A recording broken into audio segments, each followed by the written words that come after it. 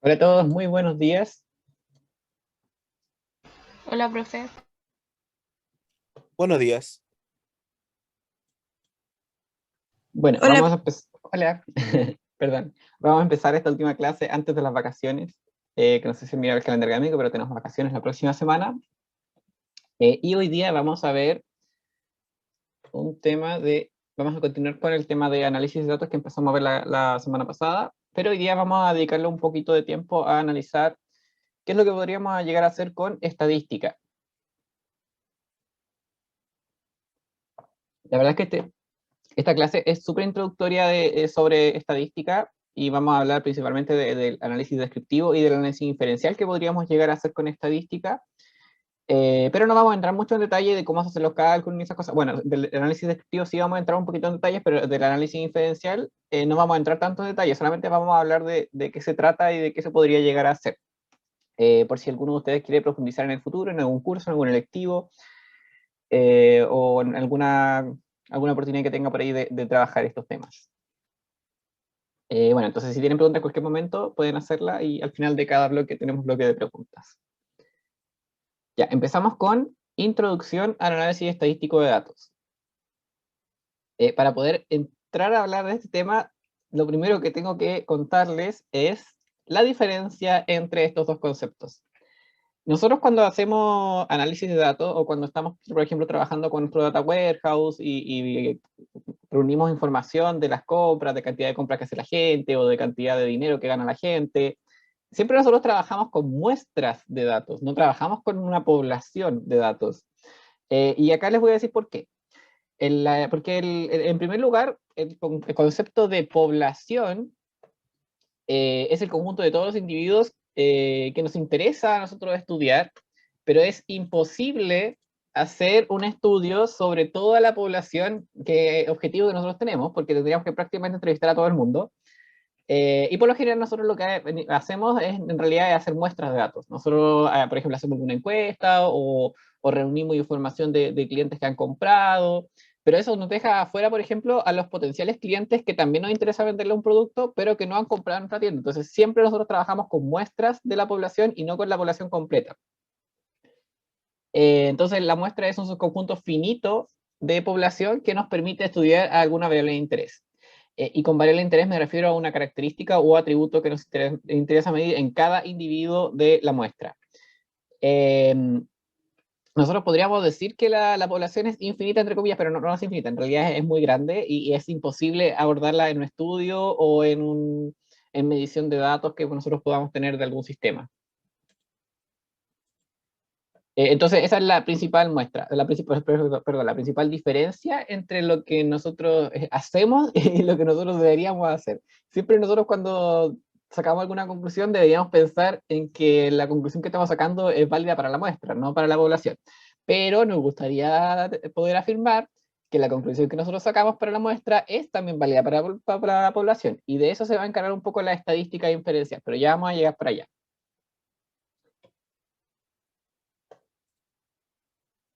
Entonces, por acá, por ejemplo, les pongo este problema. Se realiza un estudio para analizar el sobrepeso de los niños de Chile.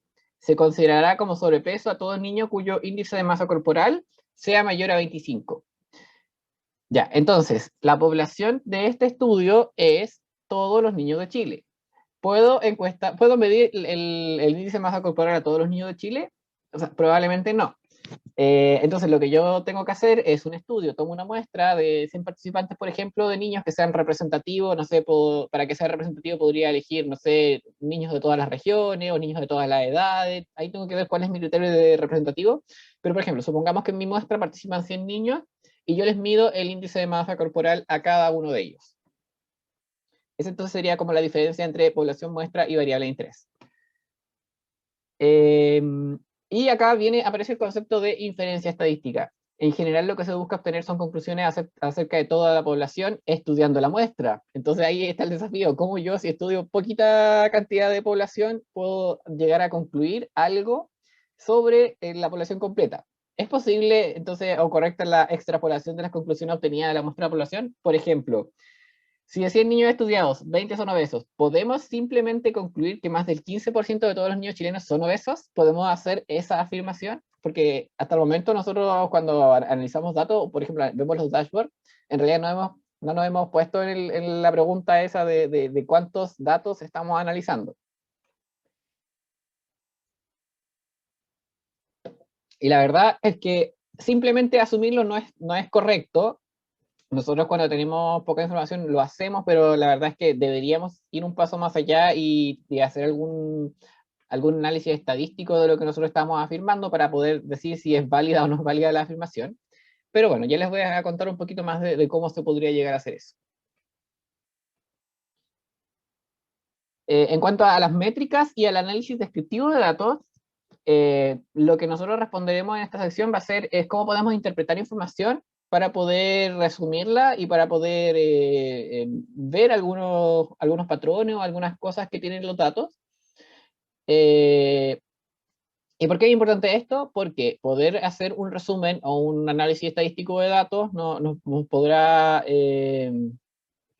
guiar y nos podrá decir que si nuestro proyecto de inteligencia de negocios tiene un gran impacto o no en el negocio, evalúa también un poco la calidad de los datos que nosotros tenemos para el proyecto de inteligencia de negocio, y podemos comunicar estos resultados de mejor manera a los interesados del proyecto, por ejemplo, no sé, gerencia o lo que sea, porque la verdad es que cuando nosotros hacemos reuniones, es mejor llevar un resumen de los datos y un análisis como llevarlos más o menos cocinados, más que estar mostrando todos los datos.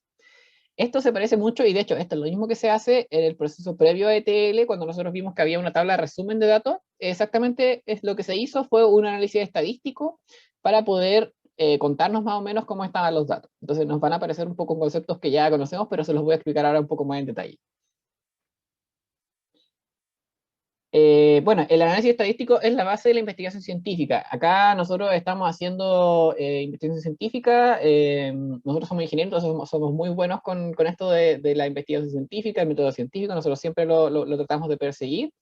Y la verdad es que esto potencia un poco más los proyectos de inteligencia de negocio, minería de datos y Big Data, porque, bueno, por lo que le acabo de contar, determina el impacto del proyecto en negocio, evalúa la calidad de datos de investigación y se comunica los resultados a los interesados o stakeholders. Esa palabra también en inglés aparece mucho en la industria. Los stakeholders son como todos los interesados del proyecto, pero por ahora nos vamos a centrar solamente en dos tipos de análisis estadístico, el descriptivo y el inferencial, que también nosotros le podríamos decir que es predictivo, aunque la predicción es solamente un pedazo de la estadística inferencial, pero por ahora vamos a decir que es descriptivo y predictivo. Entonces, ahora, después de esta introducción y de como algunos conceptos y saber por qué es importante la estadística, voy a hablarles un poquito de el análisis descriptivo de datos. Al final de este bloque vienen las preguntas, por si acaso. Ya. Para hablar de análisis descriptivo de datos, tenemos que entender este tipo de causalidad o consecuencias. El análisis descriptivo nos informa acerca de las cualidades básicas de los datos.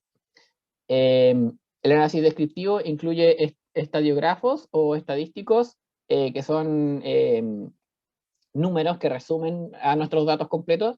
Por ejemplo, el rango, el mínimo, el máximo, la frecuencia. Nosotros ya voy a explicarle cómo se calculan esos datos. Y también incluye medida de tendencia central, que en la clase pasada yo mencioné que existían estas medidas de tendencia central, pero no dije cuáles eran, y la verdad es que nosotros ya las conocemos, pero quizás no sabíamos que se llama medida de tendencia central.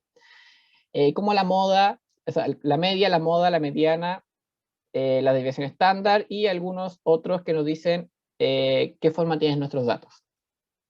Y bueno, y finalmente hay muchas maneras de escribir los datos, y que podemos usar el análisis descriptivo para que nos diga cómo son esos datos. Entonces, el objetivo con la estadística descriptiva es tener una visión general de cómo son nuestros datos.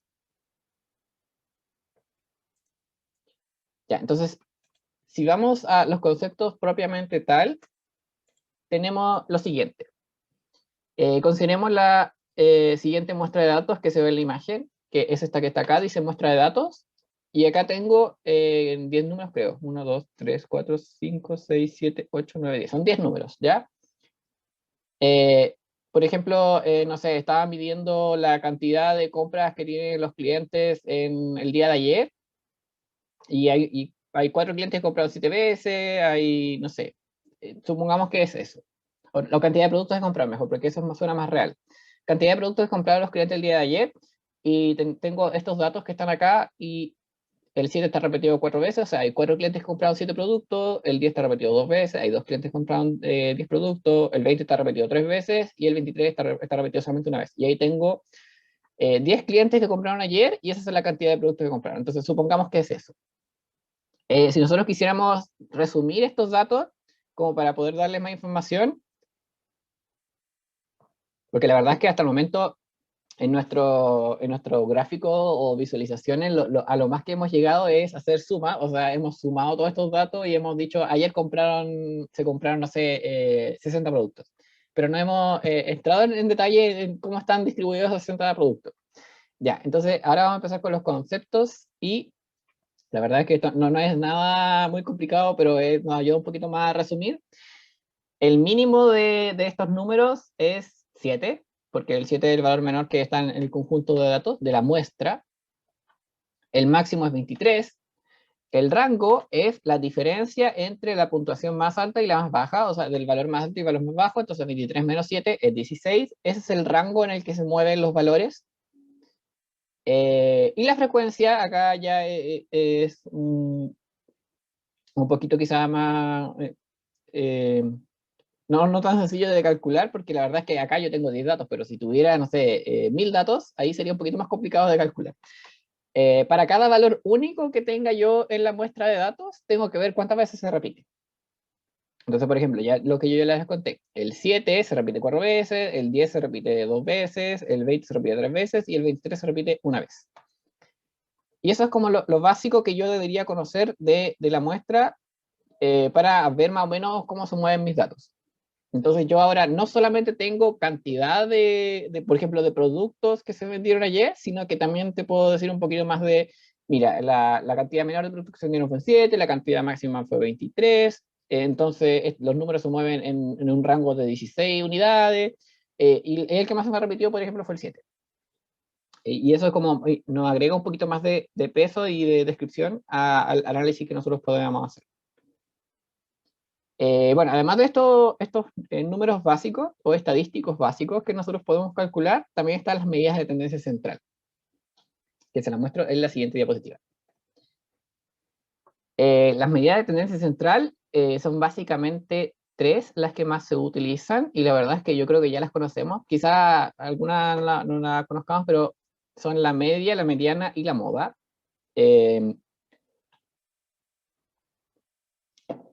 La verdad es que la media sí la conocemos, porque a la media nosotros la conocemos popularmente como promedio.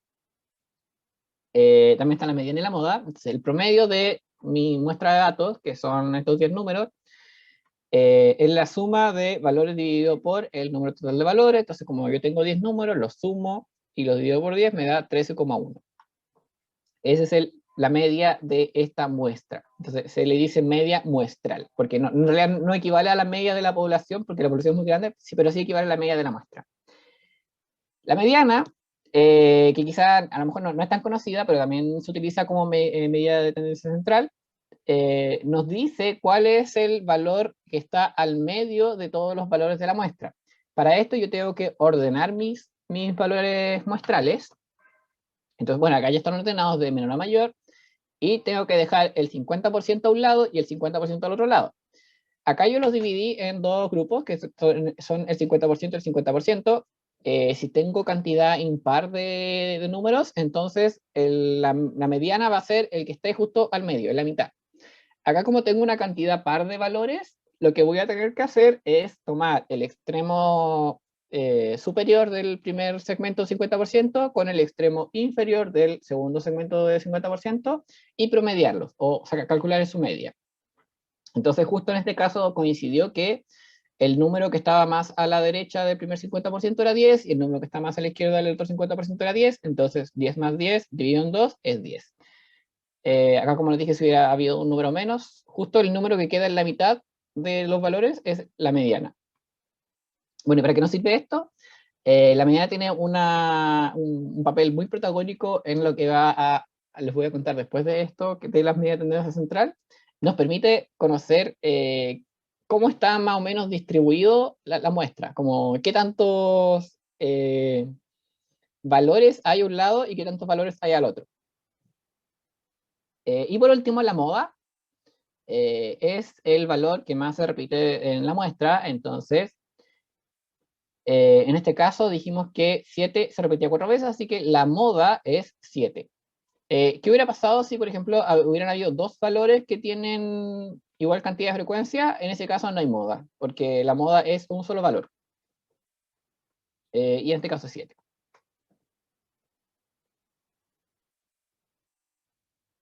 Ya, acá teníamos medidas de tendencia central que nos ayudan también a describir un poquito más los datos con el máximo, el mínimo, el rango y la frecuencia, pero a nosotros, además de poder describir cómo son los datos, también nos interesa saber cómo están dispersos los datos.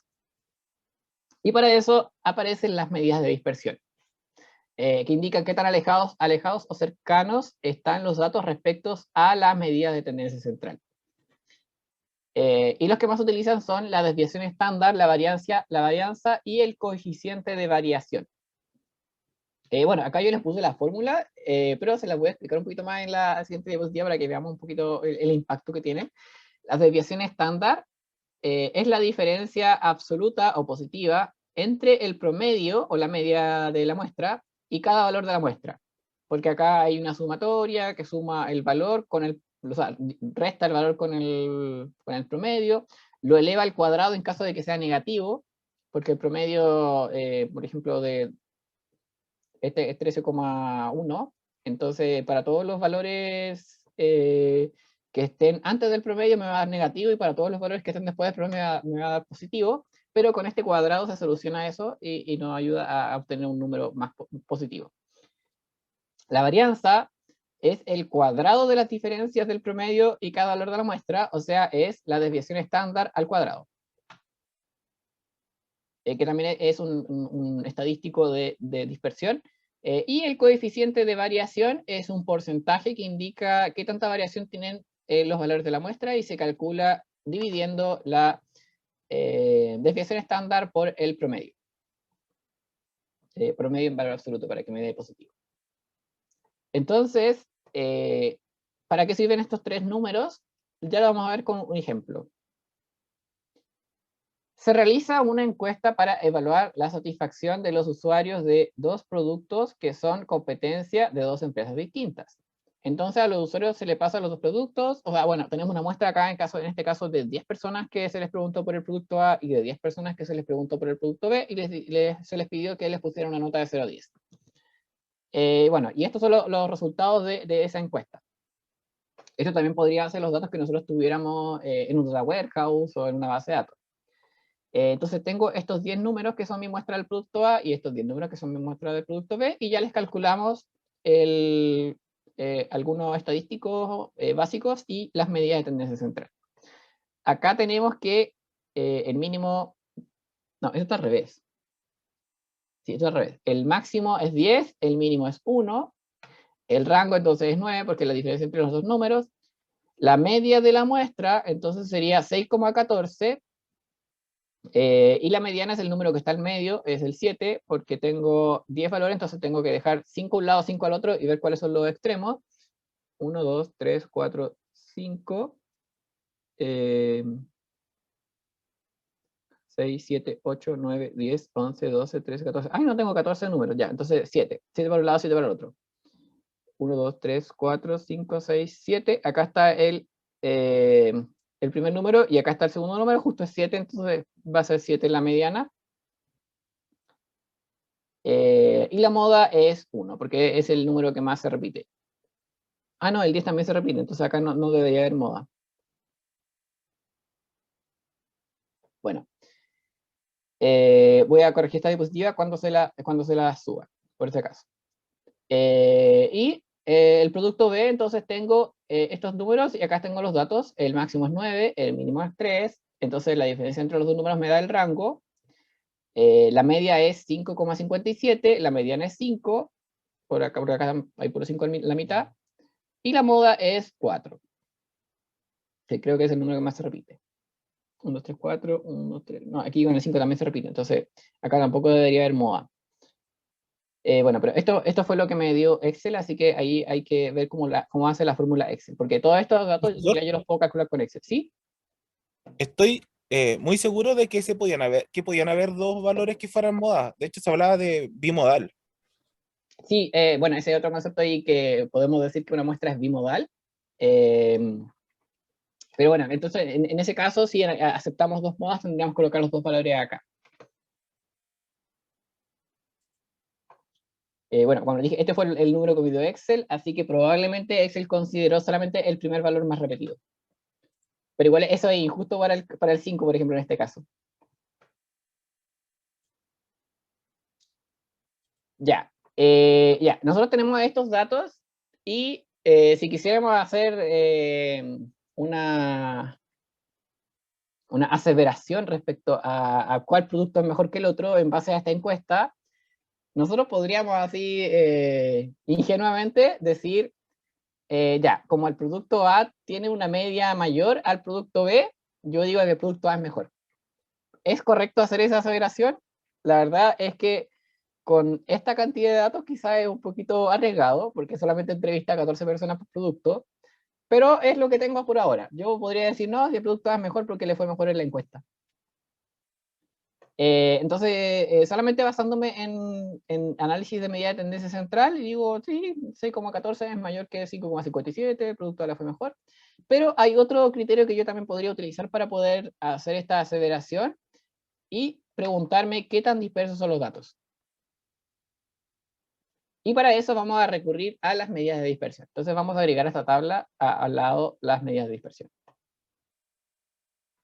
Si analizamos la medida de dispersión del producto A, vemos que la desviación estándar es 3,42, y eso significa que si yo tomo la media y le resto todos los valores y saco un promedio de ese número, me da 3,42. La varianza es la desviación estándar al cuadrado, y el coeficiente de variación es la desviación estándar partido por el promedio. Entonces esto es 3,42 partido por 6,14. Eso me da 56% de coeficiente de variación. Y si comparamos esos tres números con los tres números de acá, vemos que el producto B tiene menor coeficiente de variación, por lo tanto menor varianza y menor desviación estándar, que el producto A. ¿Qué significa esto que acabo de decir? Significa que los valores que están acá en el producto B están más concentrados, o sea, están más cerca del promedio y tienen menor posibilidad de incertidumbre quizás si yo repito el estudio con más personas. Pero ¿cómo podríamos ver eso gráficamente? Hay un gráfico muy bueno que nos sirve para poder analizar dispersión y comparar dispersión, porque yo acá les pongo los números y quizá con números no se entiende tanto, pero si yo les pongo un gráfico que se llama Boxplot, que también es como bien útil y bien básico de estadística descriptiva, o se llama Boxplot o diagrama de cajas en español, está disponible en varios software de estadística. Yo podría acá ver visualmente cómo están distribuidos los datos. Y la verdad es que parece un poquito difícil de entender, pero la verdad es que no es tan difícil de entender el gráfico. El gráfico se basa básicamente en mostrarnos medidas de tendencia central y mostrar como los rangos donde están los datos. Entonces, la línea que sale al medio de la caja, porque esta es una caja, es la mediana. En caso del producto A, que está aquí en azul, la mediana es 7, entonces la línea de la caja central va a estar en el 7. En el caso del producto B, la mediana es 5, entonces está acá. ¿Qué significaba la mediana? Significaba que el 50% de los datos está acá arriba y el otro 50% de los datos está acá abajo. Acá, y entonces acá yo puedo ver rápidamente que hay hartos datos acá, o hartos valores de la muestra están concentrados acá en el 50% inferior de la caja, y eso lo podemos ver acá, porque habían harto uno repetido, entonces acá hay hartos datos acá. Y acá hay menos datos en el segmento superior, porque los del segmento superior están como más concentrados. Entonces, entre el 7 y el 10 está el 50% de los datos, pero están como más concentrados la valoración de los usuarios. Versus la otra caja que es el producto B, que también acá tengo la mediana en 5, pero yo acá puedo decir que en la parte inferior de la caja hay poquita concentración de datos, mientras que, o sea, no, hay alta concentración de datos porque están como más juntos, y acá están como más dispersos en el pedacito de arriba. Las líneas que salen de las cajas, que se llaman bigotes de la caja, me indican hasta dónde llegan los datos. Hay veces cuando los datos se salen de los bigotes, porque estos bigotes uno los fija por lo general a cierta distancia máxima de la caja, y estos bigotes no puede ser infinito hacia arriba. Hay otro criterio para fijar la posición de los bigotes, y si hay un valor que se sale mucho de la caja, yo voy a considerar que ese valor es un outlier, o es un valor atípico. Pero bueno, si yo comparo estas dos cajas, yo tiendo a creerle más a la caja que es más concentrada que a la caja que es más dispersa, porque si yo le creo más a la caja dispersa, estoy diciendo que si entrevisto a más personas, es más probable que los datos empiecen a aparecer más dispersos, porque las personas van a empezar a tener opiniones distintas. Versus la caja que es más concentrada o que es más chiquitita, yo digo, ah, no, mira, como yo veo que acá los valores se están concentrando mucho en este rango, yo pienso que si entrevisto a más gente, los valores van a seguir concentrándose en el rango, entonces le voy a poder creer un poquito más a la caja pequeña. Y eso va totalmente en contra con la conclusión que acabamos de sacar solamente mirando las medidas de tendencia central, en donde afirmamos que el producto A era mejor que el producto B.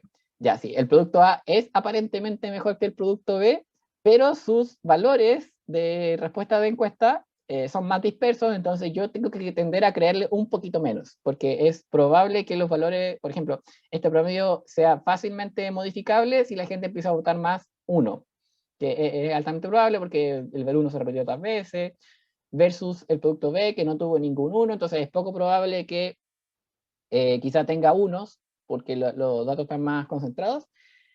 Y finalmente, después de haber hecho como ese análisis, nace otra pregunta. Y la otra pregunta, no, se me pasó. La otra pregunta aparece acá abajo.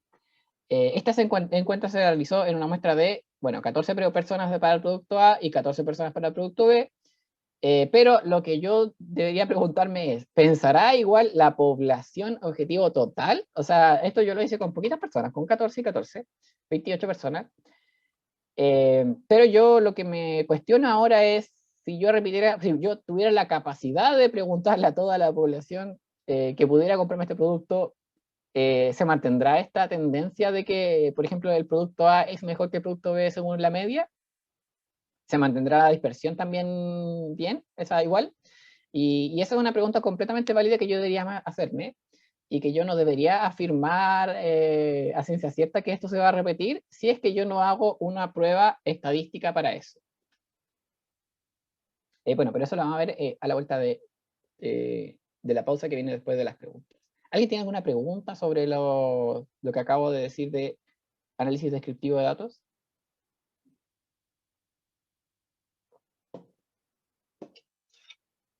La verdad es que este tema en particular no vamos a hacer ejercicios de calcúleme la moda, porque la verdad es que eso se escapa un poquito del foco del curso, pero sí me interesa que se queden con la idea de que yo no puedo simplemente asumir que, por ejemplo, un producto es mejor que otro solamente basado en un promedio, porque el promedio la verdad es que es bien mentiroso. De hecho, hay un cómic muy popular que he visto en las redes sociales que dice...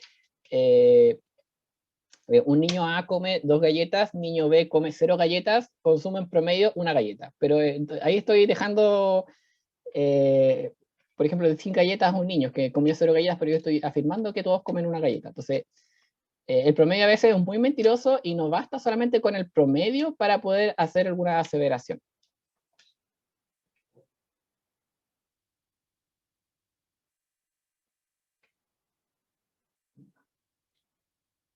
Bueno, vamos a ir a la pausa ahora de 5 minutos. Sí, eso es dedicado al parra haciendo alusión al pan. Sí, yo he visto varias versiones del cómic ese. Quizás el tema de las galletas lo adaptan como para que los niños también entiendan el concepto, que a los niños les gustan más los dulces. Pero bueno, vamos a ir a la pausa ahora de 5 minutos y después vamos a hablar un poquito más de análisis inferencial que podríamos llegar a hacer con estadística. Entonces volvemos a las 8:56.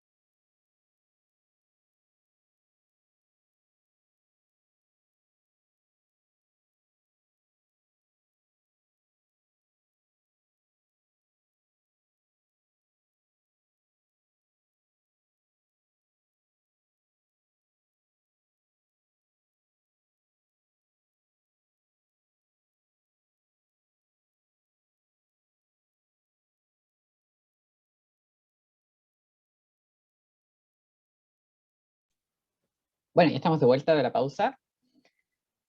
Y entonces continuamos con la segunda parte de la clase, en donde yo les voy a hablar un poquito de análisis inferencial de datos.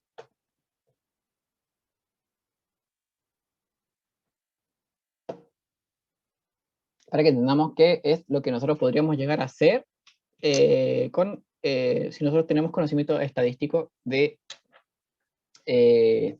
una serie de datos.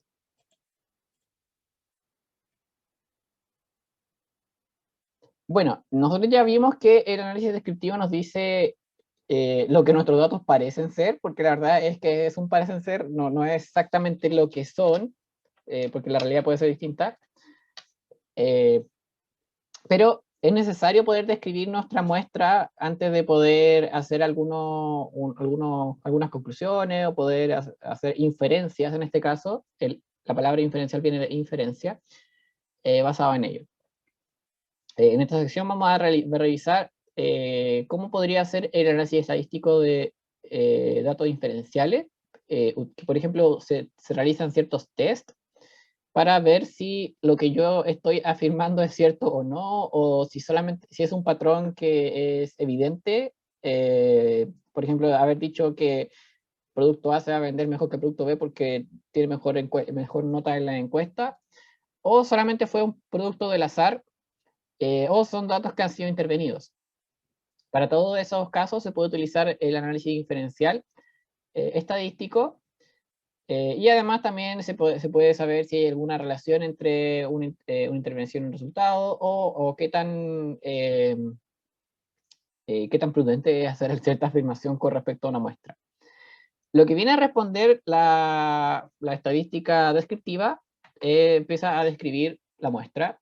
Entonces yo solamente tengo un segmento pequeño de una población y yo en eso me muevo con la estadística descriptiva, pero a mí me gustaría ir desde la muestra, volver a la población y ver cómo es la población, o si es correcto o no es correcto afirmar algo. Entonces la estadística inferencial intenta poder responder ese tipo de preguntas. Pero bueno, para poder responder un poco la pregunta de cómo es la población, primero tenemos que conocer un poquito más sobre un concepto que se llama distribución de datos.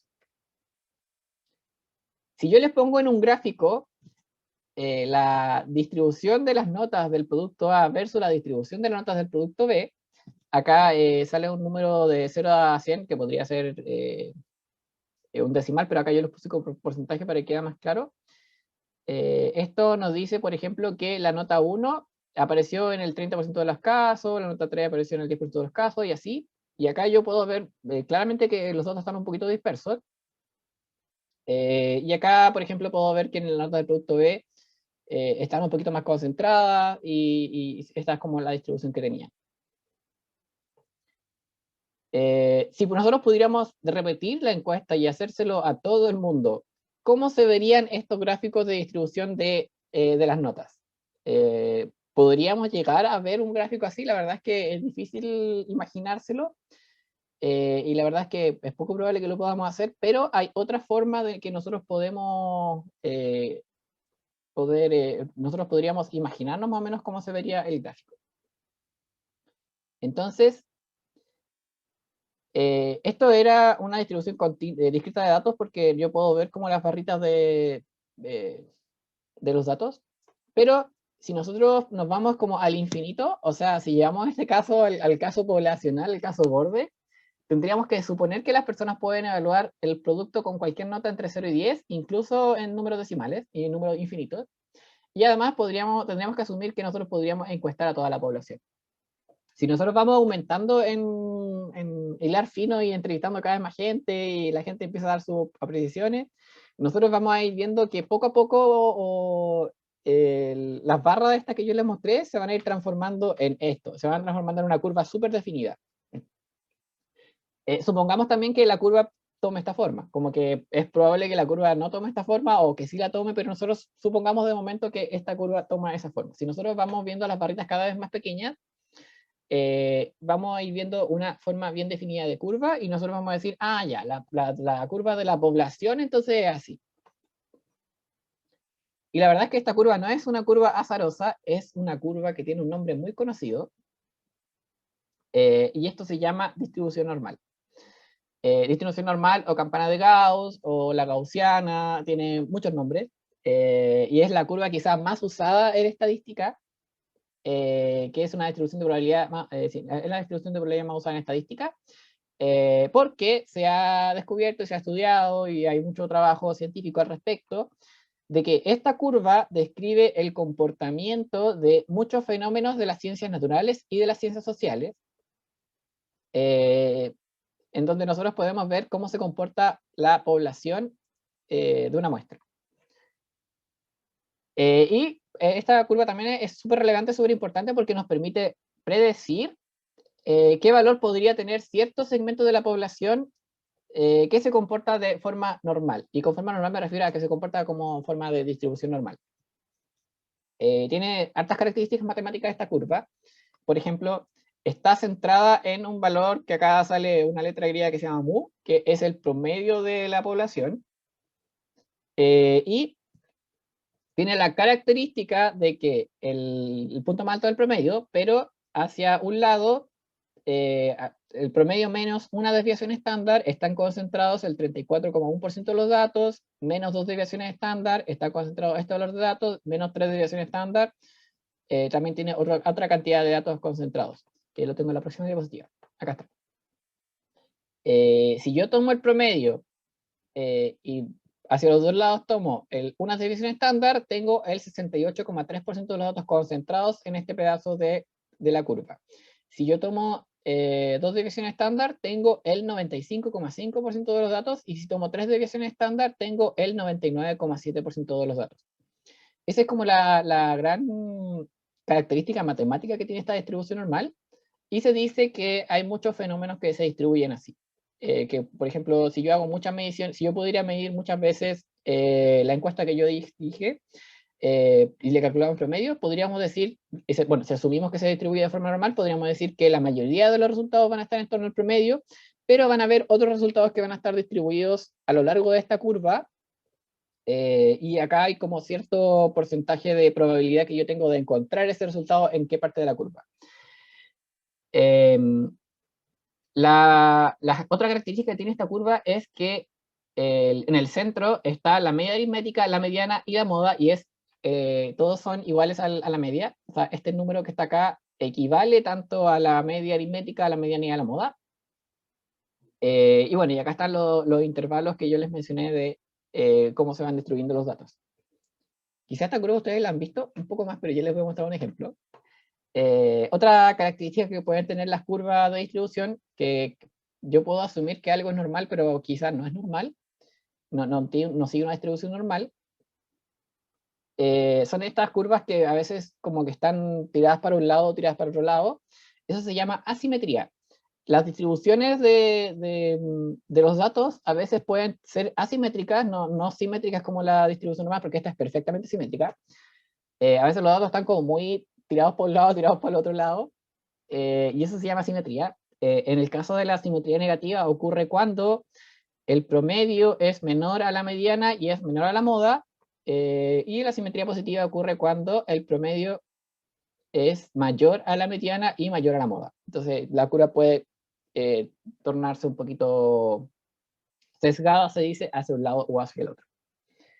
Ya, y yo les dije que esta curva ustedes la deberían conocer, o no sé si la deberían conocer, pero la verdad es que hay un caso muy particular por el que todos pasamos, y por el que nosotros deberíamos conocer la curva normal, y es porque yo puedo normalizar variables. Yo puedo asumir que una variable se debería comportar como una distribución normal, y yo puedo calcular cómo deberían ser los valores que yo debería encontrar en la población.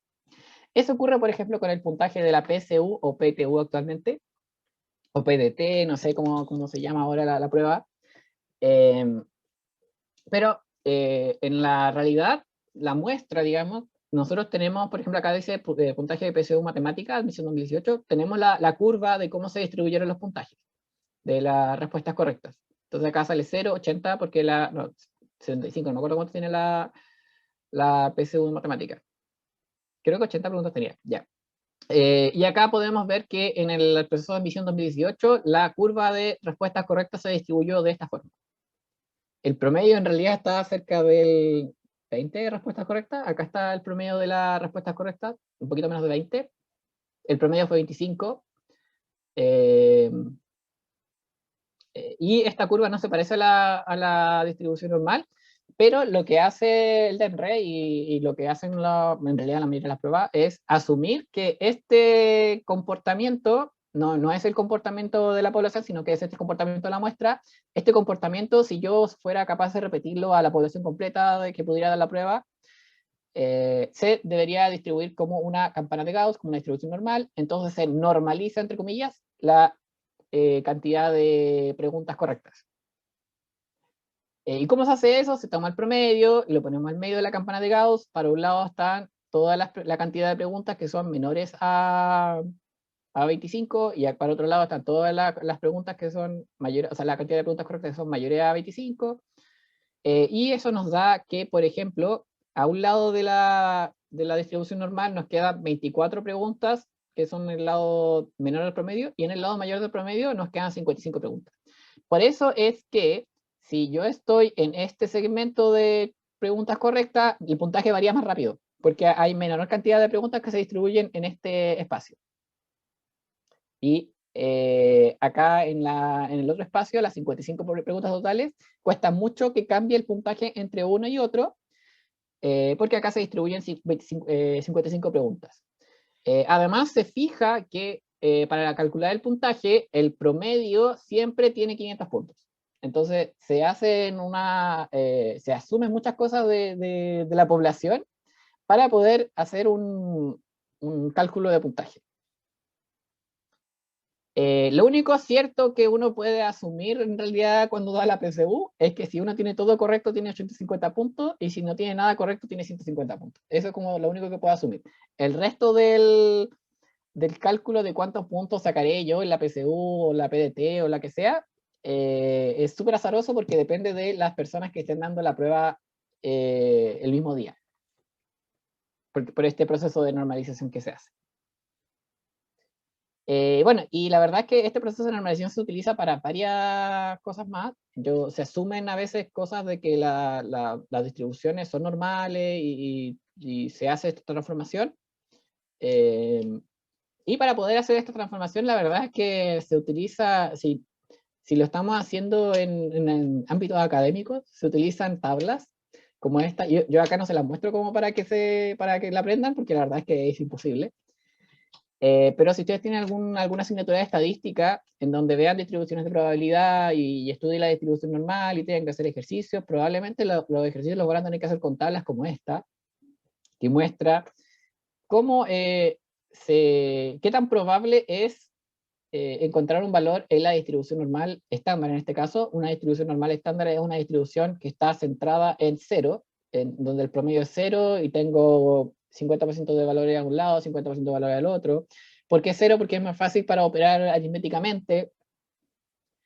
Y acá me dice cuánto porcentaje de valores yo tengo acumulados en la zona sombreada. Entonces, por ejemplo, si yo llego al cero, desde el extremo izquierdo al cero, yo tengo 100% de certeza que voy a tener el 50% de los datos acumulados, y acá dice 0,5. Entonces, cuando z, que es el número que va acá abajo, es 0, yo tengo el 50% de datos acumulados. Cuando es menos 3, o sea, cuando el valor acá es menos 3, yo tengo el 0,0013% de los datos acumulados. Y así se empieza a operar porque se hace una regla simple de promedio menos media muestral partido por desviación estándar. Creo que es una fórmula que se utiliza para poder hacer la transformación entre mi variable y la distribución normal. Ya, eso respecto a la distribución normal, que se utiliza también para cuando uno asume cosas de que hay variables que se distribuyen normal. Por ejemplo, yo podría haber asumido que la encuesta que yo hice a los dos productos se distribuye de forma normal, y bueno, para poder hacer esa suposición, tendría que hacer algunas pruebas estadísticas para poder asumirlo. Y ese es el último tema de inferencia, de análisis inferencial de datos. ¿Qué son las pruebas estadísticas o de hipótesis? Las pruebas estadísticas o de hipótesis nos permiten afirmar si el patrón que estamos observando es real o solo debido a la casualidad. Para ello existen pruebas paramétricas, bueno, también existen pruebas no paramétricas, pero centrémonos en las paramétricas, que se aplican para ver si los datos se distribuyen o no de forma normal. Y bueno, y las pruebas no paramétricas son para aquellos datos que no son normales. Pero bueno, ahora estamos estudiando solamente la distribución normal, así que acá yo les tengo un listado de pruebas que se utilizan para demostrar si algo es normal o no es normal. Entonces acá hay varias pruebas que se utilizan y acá salen qué caso se utiliza. Por ejemplo, la prueba correlacional, se busca establecer asociación entre variables.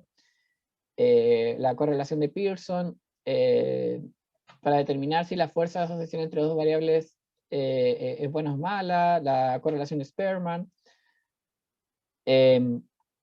También chi cuadrado es una distribución también, además de la normal, porque no es la única distribución notable que existe en la normal, sino que hay otras distribuciones también. También hay pruebas para poder determinar si la diferencia de dos, por ejemplo, de dos promedios de muestras es significativa o no significativa. Acá se utiliza para si los grupos están relacionados, o sea, si pertenecen a la misma población o si no pertenecen a la misma población, como que hay que tomar varios criterios para poder aplicar estas pruebas, pero si uno logra tomar los criterios adecuados y elegir la prueba adecuada, uno podría llegar a demostrar alguna aseveración utilizando estas pruebas.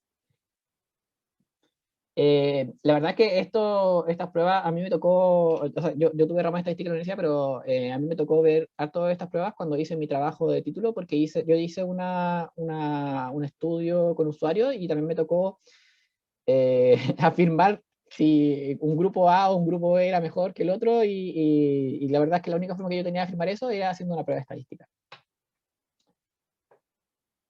Y bueno, si queremos llevarla a un ejemplo un poquito más concreto, aunque la verdad es que no les voy a contar exactamente cómo se hace, pero sí les voy a mostrar el proceso más o menos con esta diapositiva. Ya, bueno, recordemos nuestro ejemplo de que teníamos que el producto A tenía una media de 6,14 y el producto B tenía una media de 5,57, entonces nosotros habíamos dicho que el producto A era mejor que el producto B. Y esto nosotros lo dijimos porque las medias muestrales, o sea, de la muestra particular, así lo demuestran. ¿Cómo podríamos afirmar esto también, que esto también se cumple a nivel de población, o sea, de toda la población objetivo? Lo que nosotros queremos demostrar entonces es que la media poblacional de A va a ser siempre mayor que la media poblacional de B a partir de que la media muestral de A es mayor que la media muestral de B. Para poder hacer esto, entre todos los tests que salen acá en la diapositiva, el que yo debería elegir es una prueba T pareada. ¿Por qué? Porque es para diferenciar si la diferencia entre dos medias es significativa o no significativa. En este caso yo estoy diciendo que si yo resto la media A con la media B, va a ser mayor que 0. Porque la de A es mayor que la B, entonces me va a dar un número mayor que 0. Para ello yo debería realizar una prueba T pareada, y para eso yo debería usar, no utilizamos directamente la distribución normal, sino que utilizamos otra distribución que se llama T de Student, que acá está en línea segmentada, que es un poquito más conservadora que la distribución normal. La distribución normal es esta que está en línea continua, y la T de Student es como más empinada. ¿Y por qué se utiliza la distribución T y no la distribución normal? Porque acá yo estoy trabajando con poquitos datos, dijimos que teníamos 28, entonces también hay criterios que yo tengo que seguir para saber qué prueba puedo usar y qué prueba no. Si tengo poquitos datos, tengo que utilizar una prueba T con distribución T de student. Si tengo muchos datos, y con poquitos datos me refiero, no sé, 60 datos, eso es un poquito. Si tengo, no sé, 600 datos, yo ahí podría hacer una prueba con otro tipo de distribución. Pero en este caso, con poquitos datos se utiliza una distribución T-Student. Hay que comprobar previamente a hacer la prueba que las muestras pertenecen a la misma población y que también hay una prueba de correlación de que yo puedo o no asumir que se distribuyen de forma normal. Si es que yo puedo probar esas dos cosas previamente, yo puedo utilizar la prueba T pareada para calcular, para asumir si la diferencia de medias muestrales es significativa o no. Y en ese caso yo podría también asumir que la diferencia de medias poblacionales también es significativa. Ya, entonces dije que había que tomar la distribución T, que tiene una tabla también, al igual que la distribución normal, tiene una tabla de datos, y tengo que calcular un número, que se llama T, que es un estadístico que se utiliza para... Y después tengo que buscar el valor que me haya salido en T, lo tengo que buscar acá en esta tabla, y la verdad es que esta prueba tiene varios parámetros. Acá, no sé, se intenta, por ejemplo, restar el promedio de la muestra A con el promedio de la muestra B, menos el promedio poblacional A con el promedio poblacional B. Se intenta demostrar que este número va a caer en cierto grado de probabilidad, porque la verdad es que lo que yo puedo, yo no puedo aseverar con un 100% de certeza algo, porque eso es muy difícil, pero sí puedo aseverar algo con un 90% de certeza, por ejemplo. Y eso es lo que se viene a calcular acá en esta tabla de distribución T-Student. Yo puedo decir que en un 90% de los casos, la media del producto A va a ser significativamente mayor que la media del producto B. Y eso se calcula con esta tabla. Entonces, si yo hago los cálculos y miro la tabla T-Student, podríamos llegar a afirmar o rechazar, porque esta prueba también me puede rechazar, echar por tierra a lo que yo estaba diciendo, que la media poblacional A es mayor que la media poblacional de B, con un cierto porcentaje de certeza, normalmente 90-95%. O sea que existe aún una incertidumbre de, no sé, de un 5% de que lo que yo estoy afirmando sea mentira. Pero ¿cómo puedo yo reducir ese grado de incerteza teniendo más datos? Mientras más datos tenga yo de la muestra, mientras más cercano sea la muestra de la cantidad de personas de la muestra que el total de población, más certeza yo puedo tener de los datos. Mientras menos datos tenga yo de la población, o sea, la muestra sea más chiquitita, más incertidumbre hay. Pero con esta prueba de test student, yo puedo llegar a afirmar cosas con cierto grado de certeza. ¿Hay alguna pregunta sobre este último tema?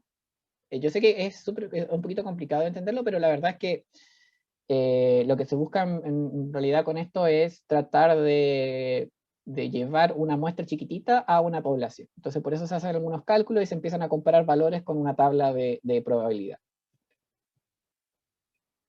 Por si acaso, no vamos a hacer el certamen que calculen esto, porque la verdad es que esto es del ramo de estadística.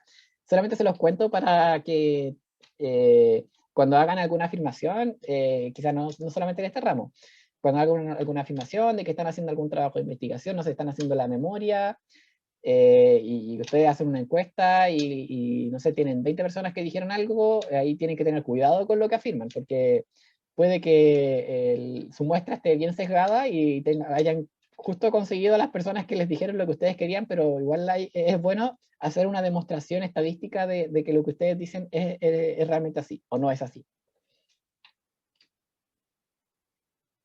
Bueno, ¿alguna pregunta?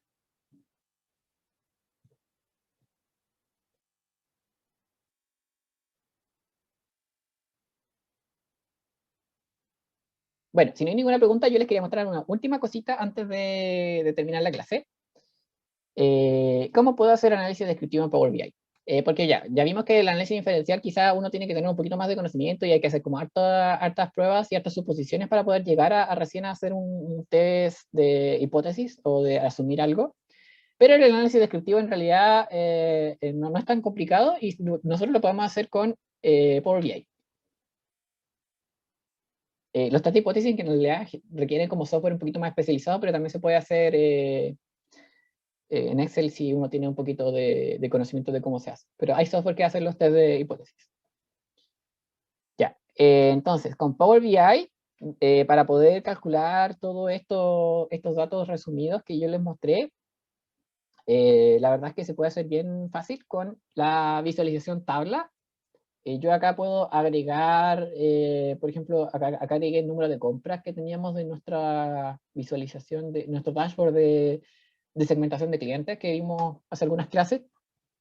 Y si yo aprieto esa flechita que está ahí, en general solamente me cuenta, o sea, hace la suma. Pero si ustedes aprietan esa flechita de acá, ustedes pueden ver que en realidad Power BI puede calcular varias cosas más. Puede calcular el promedio, el mínimo, el máximo, el recuento de cuántos valores únicos hay, el recuento de cuántos valores hay, la desviación estándar, la varianza, la mediana. Entonces, hay varios estadísticos más que uno puede agregar a la tabla. Entonces, por ejemplo, acá tengo en la segmentación de clientes, acá en este caso lo estoy mostrando por nombre de actividad, los dependientes suman 59.368, pero en promedio tienen 320. El mínimo es 0, el máximo es 2.222 y la desviación estándar es 524. Acá en este caso yo podría llegar a calcular el coeficiente de dispersión y podría decir cuál de estos grupos tiene una dispersión más alta o más baja, entonces cuál es más confiable o menos confiable. Yo tiendo a decir que algo es más confiable cuando los datos están más concentrados, o sea, cuando están menos dispersos, y tiendo a decir que un dato es menos confiable cuando hay demasiada dispersión. Y ahí podría yo comparar un grupo con otro y tomar decir alguna conclusión, que después yo debería demostrar con algún test de estadístico, pero vamos paso a paso. Entonces acá ya les muestro cómo se podría hacer con Power BI. Bueno, y lo último que les quería decir antes de terminar la clase, porque ya estamos casi la hora, es que nuestra próxima clase es el miércoles 21 de julio, porque en el calendario académico tenemos la próxima semana de vacaciones entre el lunes 12 y el lunes 19. Vacaciones de invierno para profesores funcionarios y vacaciones para estudiantes. Así que el lunes 19 de julio, pese a que no es feriado, no hay clases, porque hay vacaciones ese día también. Y bueno, y eso es todo lo que les quería contar hoy día. Si tienen cualquier pregunta, no duden en escribir. Yo voy a tratar de responder lo más rápido posible. Si no, si ven que 2 días después de que ustedes preguntaron no les respondí, probablemente me llegaron muchos correos al mismo tiempo y se me perdió, pero ahí yo trato de estar pendiente para responder. Así que nos vemos en 2 semanas más con la próxima clase, con el último tema del curso que nos queda, que es ver minería de datos, o bueno, introducción a la minería de datos, porque la verdad es que minería de datos es un tema súper amplio también, pero voy a tratar de darles una pincelada de lo que es minería de datos y de cuál es su potencialidad. Así que nos vemos el 21 de julio y que tengan una muy buen resto de semana. Chao, profe, gracias. Descanse, profe, que esté bien. Chao, profe, que Chao, esté chao. bien. Nos vemos.